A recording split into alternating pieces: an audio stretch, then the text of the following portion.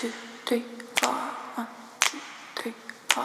Hey, I'm Georgia Lyons and welcome to Intros. Today on the show, I have a very, very incredible guest that I'm so excited to have here. Tusekah, welcome to Intros. Thank you for having me, Georgia. It is so good to have you. Yay. You're amazing. Thank you so much for you.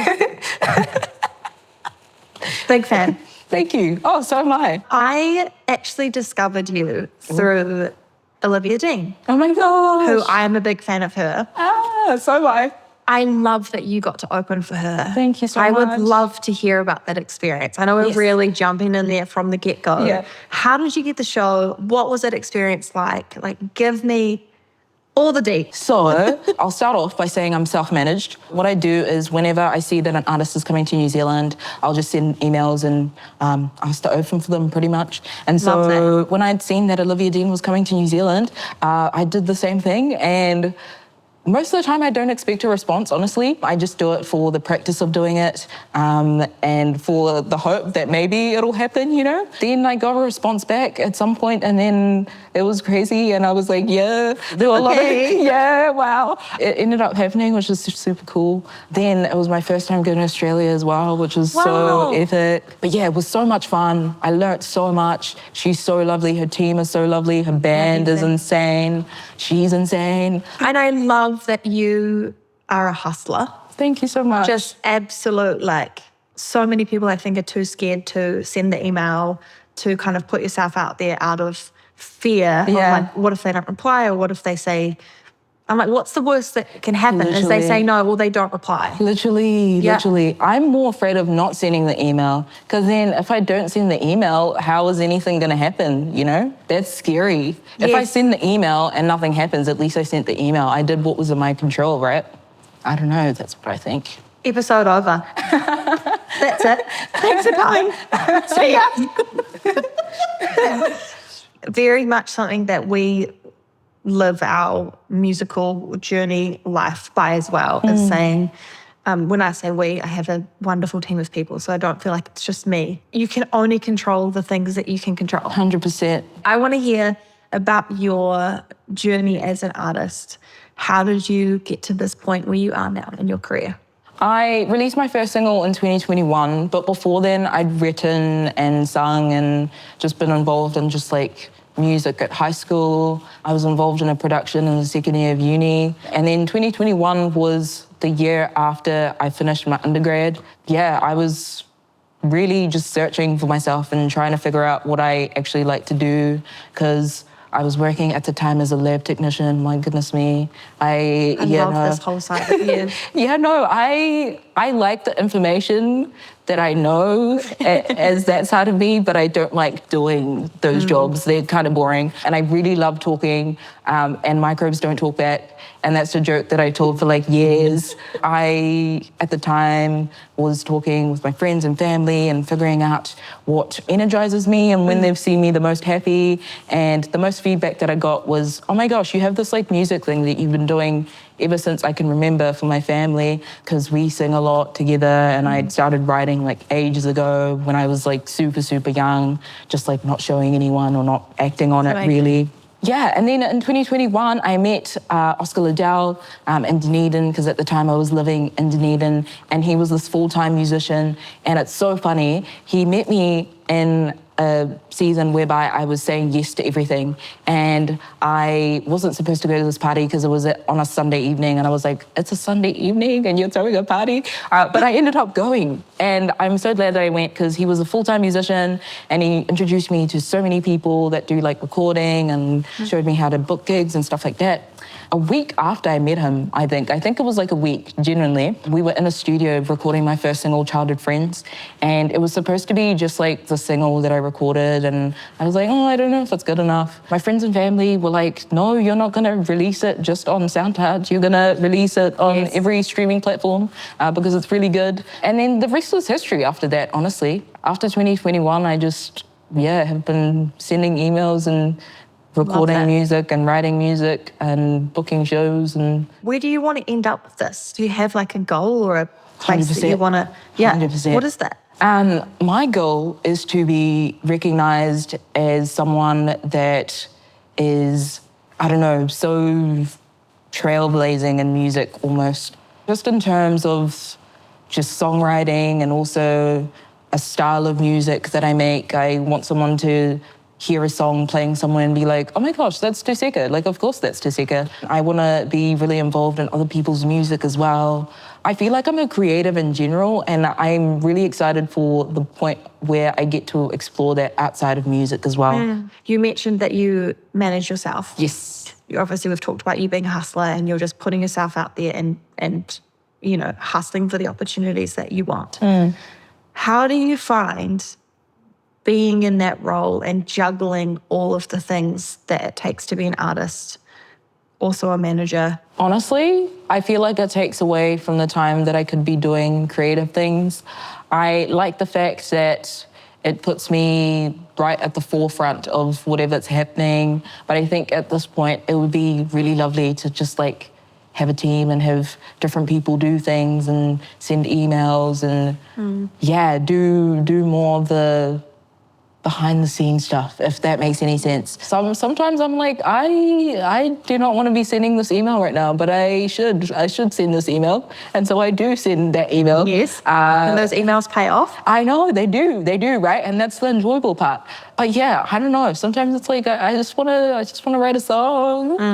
It takes time to obviously build a team and, I don't know, get someone you trust enough who has the same vision as you as well as to where they see you ending up, to get to the point whereby you can have someone do that for you. And so that's okay. I'll do it. You'll find the right person. I hope so. Yeah. I hope so. In time, you know, timing is everything. 100%. Once you find the right people that hop on the bus. Yeah. But even once you have those people and once things get bigger, you still have to do the admin and you still have to send the emails. That's just more. There's just more of it. I had a conversation with someone the other day and, you know, their perception of what I do during the week. They're like, what do you do? Like in my mind, it's this glamorous thing. I'm like, oh, no. 90% of my week is admin and emails, and I would make a really great PA. Yeah. You know? I totally understand that feeling of being like, if I want to get things done, I need to do it. And I need to be the one to front it. And you are the boss. Literally, I have this saying, nothing works unless you do. Or like, it's not my saying, I heard it, but nothing works unless you do. So like, if I don't work, nothing's gonna work, you know? I'm really excited because you're going to be performing for us your song Baby's Breath today, right here on Intros. Can you tell us what is this song all about? The song is about a time when I was really in love with someone and I decided to write a song about it. I wrote the song with Ethan Dupe. He's super amazing. What had happened was we met up at a writing night that was happening at Parachute Studios. Then we got introduced that night and then the day afterwards we worked on the song. It was really, really cool. At the time, I was the most in love that I'd ever been. And yeah, this is the most honest song that I've released because other songs are like based on friends or like fictional situations. But this one I was like, no, I'm gonna be honest. It was just like, there was like trouble in paradise, people call it. And so the end is like me being like, who would have thought that we'd be here by now? Who would have thought that I'd be the most in love that I've ever been? But then also there's just like, trouble in paradise, my gosh. I hate that term. I just realized I said it twice though, but that's so fine. Time and a place for trouble in paradise. That's so true. This is it. So true. The song was about that and yeah, it's so crazy how it's sort of just had a life of its own. Like it's, whoa. When Ethan and I were working on it that day, it was just like, it felt like a special song. One of the things that we do on Intros is we do like an artist shout out segment. Yes. I would love to hear from you. Do you have a shout out? So I'm gonna shout out Oscar Liddell because big reason why I'm doing it. Thank you so much. Had a Life, he's a rapper that I've been working closely with since I moved to Auckland. Just in terms of like creative stuff, he's amazing. Ethan Dupe, he's an amazing producer. I love him so much. He releases his own music as well, so good.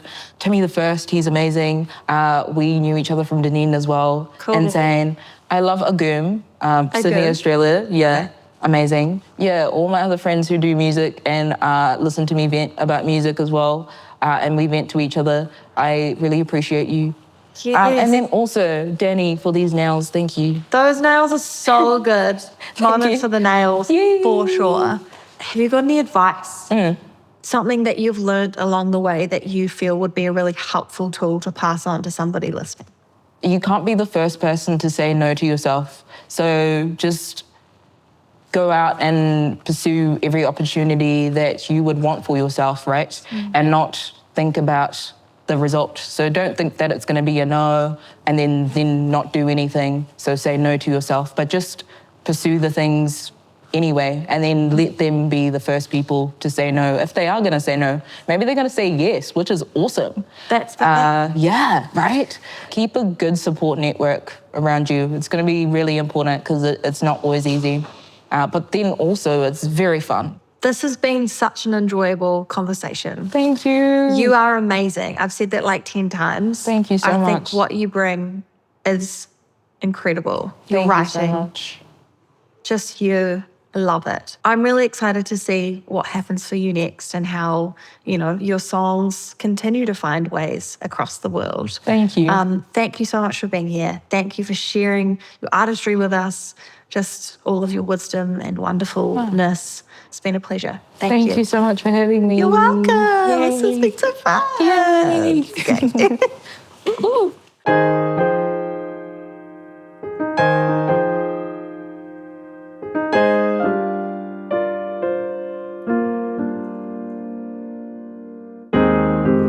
We go from me sitting on the edge of the bed. I'm laid up in the center with my head on your chest.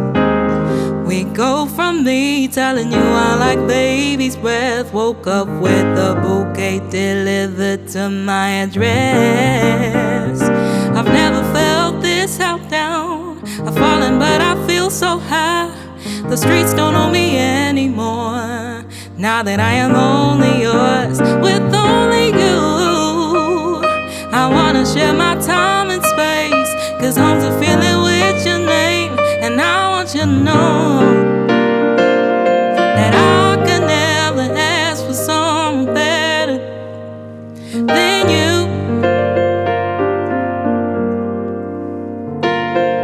And I could never feel the same for someone other than you.